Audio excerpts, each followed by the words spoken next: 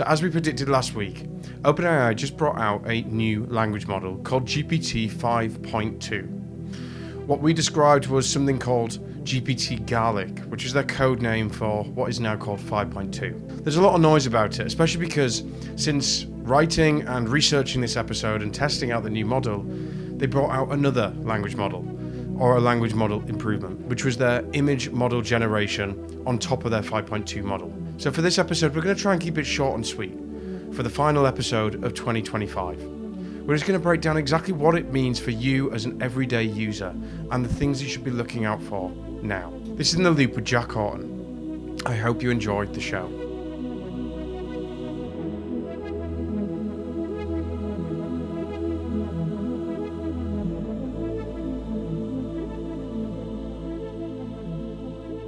Where to start off? It feels like I am dragging myself to the end of this year. It has been an incredible year, but it's been incredibly tiring, especially this last month. So it's going to be the last episode of the year. I'm looking forward to a couple of weeks break, and we'll be coming back better and stronger in 2026. So for context on this episode, in early December, Sam Altman issued what was called a code red, which is what last week's episode really discussed in detail. And obviously we went through the memo he shared and the real problems that OpenAI really face over the next 6, 12, 24 months. And as I said, we last week predicted that they were going to bring out a new language model, and it was codenamed at the time GPT Garlic, which is now called GPT 5.2.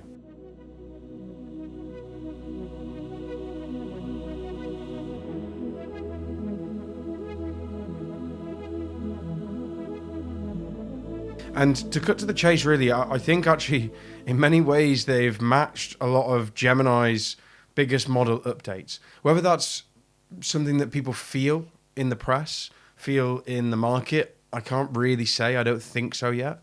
But from a benchmark perspective and an image generation model perspective, they've gone above and beyond what I, to be honest, expected. So GPT 5.2 comes in 3 versions. Instant is their super fast one, as always. No thinking mode, just rapid responses. What they've called thinking is their standard model. As you come to expect from most models these days, it has reasoning, so it pauses, works through the problem, and then responds, and it creates a plan for itself.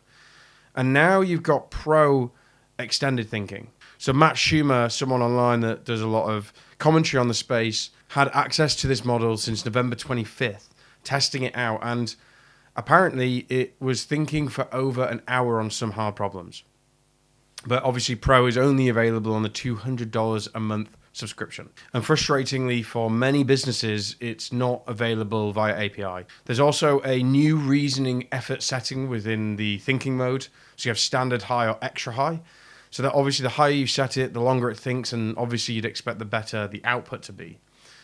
From a technical perspective, the context window is now 400,000 tokens. To put that into context, GPT 5.1 had a context window of about 128,000. So it's a big, substantial uplift here. And for those going, what the heck is context windows? That is the amount of information you can give to it and it be able to have within its context when it answers questions or does tasks for you before it kind of gets poor and stupid and annoying, as you can often find it doing. Or it just says, sorry, limit reach, move to a new chat. There's also now an auto setting that's supposed to and better choose between either instant or extended thinking. I'd recommend ignoring it. From what I've read online and some limited testing, because I've actually got rid of recently my ChatGPT license, the model often would just automatically think for a couple of seconds and often get an answer that is poor or wrong. And often you're going to need thinking for most professional work. The second big area of improvement is the area of professional work and activities and output. So let's talk spreadsheets and presentations and things like that. Because this is where OpenAI have clearly put a lot of their marketing energy into. And honestly, there's real improvements made here. Another early access user called Simon Smith said this is the first time that ChatGPT had made spreadsheets and presentations that were actually presentable. You know, on presentations, the YouTube reviewer Skill Leap gave a web link and asked it to create a full slideshow. And it took 28 minutes, but the output for him was really, really impressive. Really good layouts, information pulled correctly, slides that looked really professional. And his words were that it was shockingly good compared to 5.1. And another tester threw 10,000 rows of spreadsheet data and told it to make a PowerPoint with that, and it created a really good set of slides. For those of you who have to do this sort of task all the time, this sort of thing is actually music to your ears. However, there are many fantastic tools like Gamma that do much the same thing. Now, OpenAI's benchmark for this is called the GDP val, measuring essentially well-specified knowledge work tasks across over 44 occupations.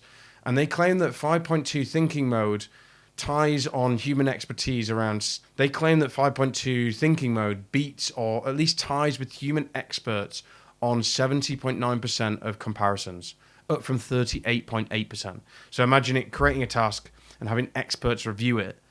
Essentially, that's 70% of the time it's either better or on par with humans. Now, I think there's nuances here. Well specified is doing a lot of work in that sentence. It means a model gets handed everything it needs up front. So super clear instructions, all the relevant context, defined success criteria. And I think real professional work just isn't like that a lot of the time. You often have to figure out what information it needs. You need to go find it. You need to make good judgment calls. You need to make good prompting. So that benchmark covers, I guess, well-specified knowledge work and the fact that they're giving the perfect prompt to do that task to the language model. Whereas most people are not giving such a well-thought-out, structured prompt to a language model. So yeah, 70.9% doesn't mean that GPT 5.2 can suddenly do 71% of a person's job. It means for tasks where everything is perfectly articulated, defined, and essentially handed to a model on a plate, then it will perform at expert level most of the time. A third big area of improvement has been code generation. As I said last week, they're not trying to win in the code arena, clearly. That being said, they've still made fantastic leaps in coding. Maybe they were working on making a better coding model, realized they'd made a better model generally, and just chucked it out there. Because most of their marketing is focused on professional work. On the SWE Bench Pro, which is a benchmark testing software engineering across basically 4 different languages for programming. And 5.2 thinking scored 55.6%, which is really a new state of the art. On another benchmark that's very similar, called SWE Benchmark Verified, it hit 80%, essentially matching Claude's best model, which was 80.9%. Another area of improvement has been vision and long context. So its vision capabilities have improved a lot. On chart understanding from scientific papers, for example.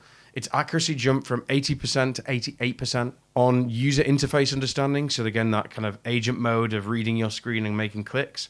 It jumped from 64% to 86%. And error rates have been cut in half. On context windows, there's been a massive improvement, as I mentioned. With 5.1, accuracy started to degrade as the amount of information you were giving it throughout conversations or system prompts for those using APIs got a lot longer, around 90% at about 8,000 tokens, dropping to under 50% at about 256,000 tokens. Whereas with GPT 5.2, accuracy stays at almost 100% across the entire context window, even when it's almost maxed out. This is one of the first models ever to actually achieve near perfect accuracy levels on the 4-needle challenge, which is essentially recalling 4 specific pieces of information scattered across 200,000 words. Another major improvement here has been hallucinations. So OpenAI claims that they've reduced hallucinations by 30%, from 8.8% in 5.1 to 6.2% in 5.2. However, more independent benchmark reviews have, let's say, given them more modest scoring. So Vectera found that GPT 5.2 had an 8.4% hallucination rate, which trails DeepSeek at 6.3%. So a massive improvement, but still not a leading model. Now let's move on to things that are still not very good. Speed is still a real problem. Matt Schumer said that standard 5.2 thinking is just extremely slow. Very, very, very slow for most questions, even straightforward ones, which changes how he works. So quick questions means that he'd go to Claude Opus. Deep reasoning now goes to 5.2 Pro, which is quite interesting because it used to be, or certainly has been for me, the other way around. However, for those that do a lot of writing, quality still lags behind Claude. Dan Schipper's publications called Every ran a load of systematic tests and found that Claude Opus 4.5 scored 80% in writing quality, whereas GPT 5.2 scored 74%, so still behind Claude. And many testers also noticed big personality changes. So Ali Miller, another big commentator in the AI space, said that a simple question turned into 58 bullet points and numbered points. And then many people have been comparing 5.2 to a brilliant freelancer. So yeah, I as you know with me, I've said over and over again that benchmarks really are not the be-all and end-all. Comparing models is getting much harder, and performance is scaling very iteratively. So as always, it's important to go and test this thing out and see for yourself and experience it and see if you like the improvements.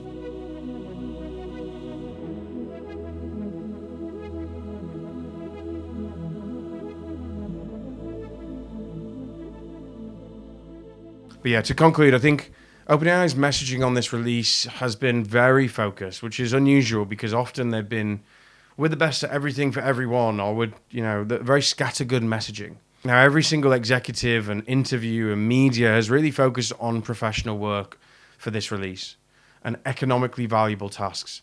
So they're clearly not trying to claim AGI breakthroughs, but they are trying to win at professional work, clearly going for the enterprise market. And obviously, as I said, the improvements are very real. Structured outputs, it's the most capable model GPT has ever produced.